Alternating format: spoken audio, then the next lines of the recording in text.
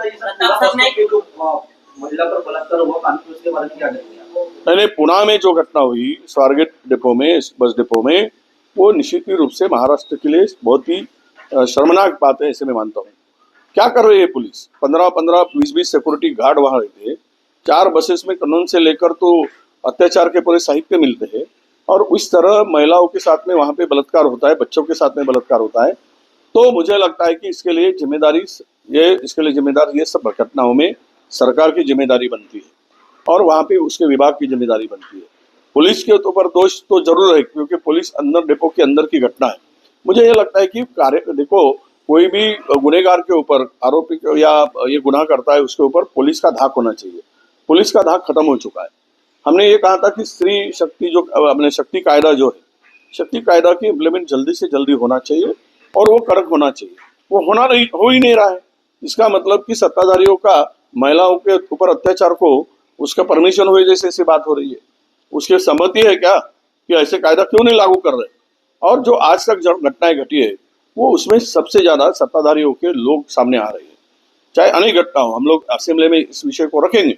सवाल यही आता है अभी कि इस विषय को लेकर पुणे के सरकार ये क्या कार्रवाई होती है? आरोपी अभी तक मिलता नहीं है। तो मुझे डर लगता है कि कोई सत्ताधारियों के नजदीक का आदमी हो, इसीलिए इसको पकड़ा नहीं जा रहा है। तो कितने दिन में इसको पकड़ा जाएंगे? इनाम घोषित करोगे और आरोपी को पकड़ेंगे नहीं। पुनः वो भीड़ में वही हुआ है, 2 मर्डर होते हैं और उनका आका मंत्रालय में बैठ के रहता है। तो ये सब बातें जो है सत्ताधारियों के, चाहे वो अमरनाथ की घटना हो, अभी तक कार्रवाई नहीं होगी संस्था चालकों के ऊपर। तो ये इस तरह की घटनाएं यही तुल देती है कि सत्ताधारी के पास में नजदीक का जो हो, तो उसके ऊपर कार्रवाई करने के लिए ढिलाई हो जाए, कार्रवाई करने के लिए दिरंगाई हो जाए, टाइम पास किया जाए। ऐसे इस तरह से कानून सुव्यवस्था की धज्जियां महाराष्ट्र में उड़ रही है। गृह डिपार्टमेंट ने, हमारा सवाल है गृह मंत्री जी से, क्या इस तरह से अगर अत्याचार बढ़ते जा रहे तो क्या होम डिपार्टमेंट क्या कर रहा है? होम डिपार्टमेंट की जिम्मेदारी नहीं है कि आज कानून का धाक होना चाहिए, ये दिखाना चाहिए, ये दिखना चाहिए। तो हम देवेंद्र जी से ये अपेक्षा रखते हैं कि वहाँ यहाँ का कमिश्नर लेकर जाकर पुणे में आज उनकी पोस्टिंग हुई, क्या कर रहे पुणे में? पुणे में अगर बैठकर पुलिस कमिश्नर ने पहले दिन 100 लोगों को बुलाकर ऐसे बता दिया, गुनहगार लोगों को जो स्टेटर है उनको, फिर बाद में तो कुछ नहीं दिखा। फिर बाद में क्या चॉकलेट खाने का काम शुरू हुआ है वहां पे? यही दिखता है, सब कुछ चॉकलेट खाने में खुश है, और इसीलिए धज्जियां उड़ा जा रही है। लोगों का विश्वास, महाराष्ट्र की जनता का विश्वास अब पुलिस डिपार्टमेंट में कम हो रहा है। तो ये बढ़ाने की आवश्यकता है। मुझे लगता है कि इसके तरफ ध्यान देंगे, ऐसी मेरी अपेक्षा है। महिलांच्या बस प्रवासासाठी सुचलेलं नाही, हे देखो, अशा घटना घडतात त्यावेळेस अशा प्रकारच्या बैठका नेहमीच बोलवल्या जातात। त्यापूर्वी स्वप्न का नाही पडलं? सरनाईकांनी पूर्वी बैठक बोलवून अशा प्रकारच्या घटना घडू नयेत म्हणून काही उपाययोजना केली असती तर आम्ही अभिनंदन केलं असतं। तलाव फुटून गेलाय, पाणी निघून गेल्यावर तलाव बांधून उपयोग काय? हे सगळं काहीतरी तातुरमातुर हे दाखवायचं काम आहे। यामध्ये फार काही तथ्य आहे असं मला वाटतं। नाशिकचं पालकमंत्रीपद अजूनही रस्सीखेच चालू आहे, भाजपने अजूनही आपला दावा ठोकलाय, काय? नाही, ते पालकमंत्री पद महाराष्ट्रातील आता मला वाटतं की वर्षभरामध्ये एक पालकमंत्री नेमावा। यावेळेस पहिला भाजपचा, दुसरा राष्ट्रवादी, रोटेशन पद्धत करावी। आणि महाराष्ट्रामध्ये खो खो नावाचा खेळ येतो, तर तो खो खो खेळ महाराष्ट्रामध्ये या सगळ्यांनी शिकावा। एकाला उठवत जावं आणि दुसऱ्याने बसवत जावं।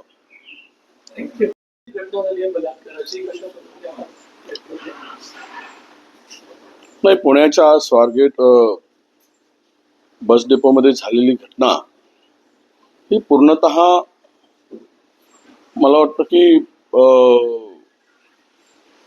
याची जबाबदारीच मुळात त्या विभागाने आणि सरकारने स्वीकारली पाहिजे। कारण जबाबदारी म्हणजे एकूणच जी घटना घडली त्यावेळेस तिथे असलेली यंत्रणा काय करत होती, ज्या पद्धतीनं तिथे चौकशी केल्यानंतर तिकडे जे काही साहित्य मिळालं, म्हणजे 4 बस ही केवळ शोषण करायसाठी, तिकडे महिलांच्या शोषणासाठी या बसेसचा वापर होत होता का, असा प्रश्न मोठा निर्माण होतो। 20-20 सिक्युरिटी गार्ड असताना तिथे एका मुलीवर बलात्कार होतो आणि शासन मात्र आम्ही कारवाई करू म्हणून केवळ ते थापा मारत असतो. खरं तर राज्यामध्ये गृह खात्याची आता रोजच इब्रत चाललेली आहे. वेशीवर टांगल्यासारखी परिस्थिती आहे. या सगळ्या घटना महाराष्ट्रामध्ये कायदा सुव्यवस्था नसल्यासारखी परिस्थिती झाली आहे. आम्ही मनामध्ये शक्ती कायद्याच्या संदर्भामध्ये मसुदा तयार केला होता.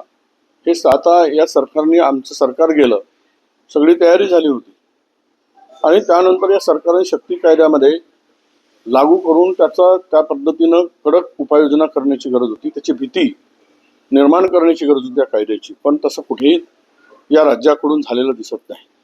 यांना यामध्ये महिलांच्या सुरक्षिततेची अजिबात चिंता नाही. सत्तेमध्ये मशगूल झालेलं हे सरकार आहे. सत्ता आणि संपत्ती यामध्येच या सरकारचं आता पूर्णतः लक्ष आहे. त्यामुळे ही स्वारगेटच्या घटनेचा तर आम्ही विधानसभेमध्ये आवाज उचलूच आणि सर्व दोषीवर कारवाई होईल ती होईल. पण अशा घटना वारंवार राज्यामध्ये घडत आहेत. यासाठी सरकार काही गंभीर आहे की नाही हा खरा प्रश्न येतो. सरकार गंभीरतेनं या सगळ्या घटनाकडे बघतं की नाही. केवळ झालं की आम्ही काहीतरी करू, आम्ही अटक करू, कारवाई करू, हे तर कोणतंही सरकार असेल तर करेल.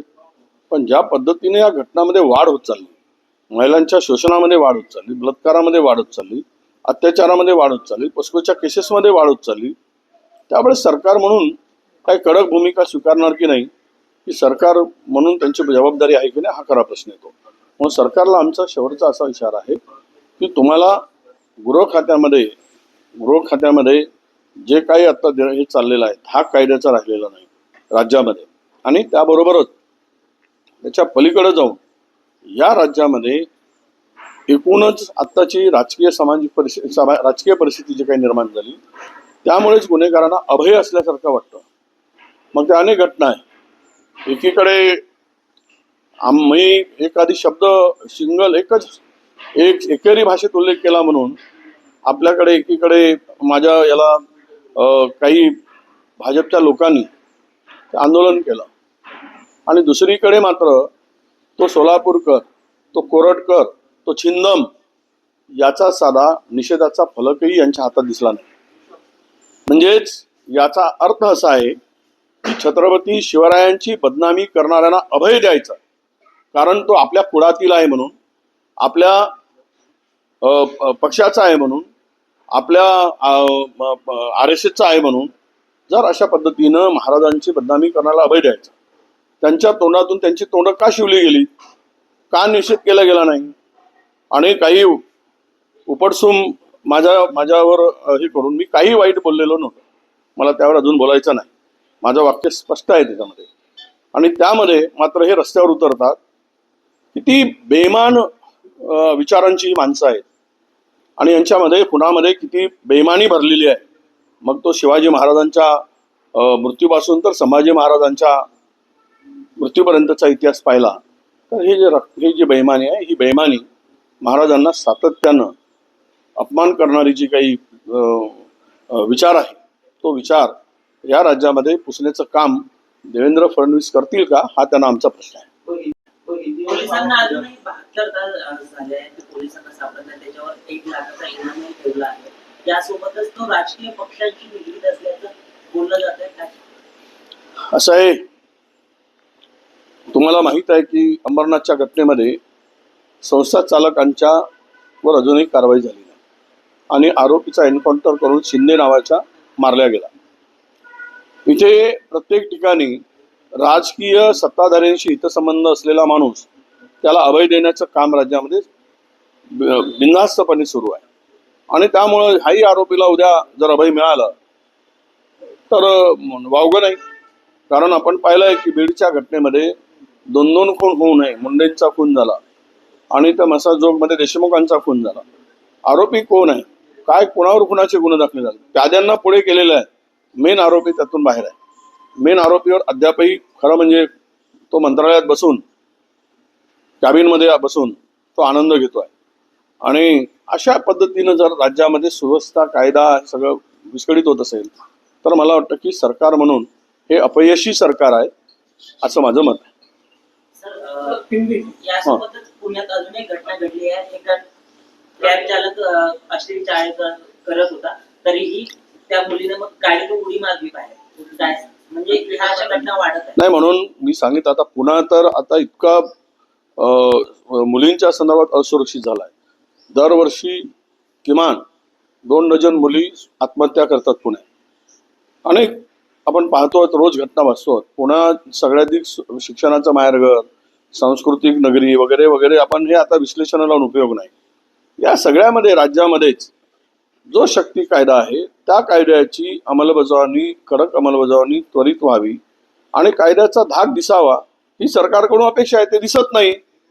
कारण आतापर्यंतचा सगळा रेकॉर्ड काढला तर यामध्ये अनेक सत्ताधाऱ्यांच्या जवळची लोक या अत्याचारामध्ये आम्हाला दिसत आहेत. त्याची माहिती मांडणी विधानसभेमध्ये आम्ही करू, कोणाशी कोण संबंधित आहे. आता झालेल्या घटना ज्या काही राज्यामध्ये दर महिन्याला किमान 60 घटना होतात, तर त्या 60 घटनामध्ये मॅक्झिमम लोक ही कुणाच्या जवळची आहेत हे सगळं दिसते आहे. त्याची मांडणी आम्ही करू, विधानसभेमध्ये अधिवेशनात मांडू. प्रश्न असा आहे की पुण्यासारख्या एका शैक्षणिक नगरीमध्ये मुली सुरक्षित नाही, तर मग पोलीस काय करताय? इथला पोलीस कमिशनर घेऊन गेलाय, तो काय करतोय? चॉकलेट खात बसलाय का तिथे पुण्यात? त्याला चॉकलेट खायसाठी पाठवलंय का इथल्या पोलीस अधीक्षकांना, पोलीस कमिशनरला, की हप्ते वसुलीसाठी पाठवलाय? त्याचा धाक तरी राहिला का तिकडे? पुण्यात त्या घटना ज्या पद्धतीने वाढत आहे, त्यामुळे मला वाटतं इकडचा वसुली अधिकारी पुण्यात येऊन बसवला आणि वसुली सुरू झाली, त्यामुळे स्त्रियावर अत्याचार होत आहेत असा माझा आरोप आहे. हिंदी में बताइए सर.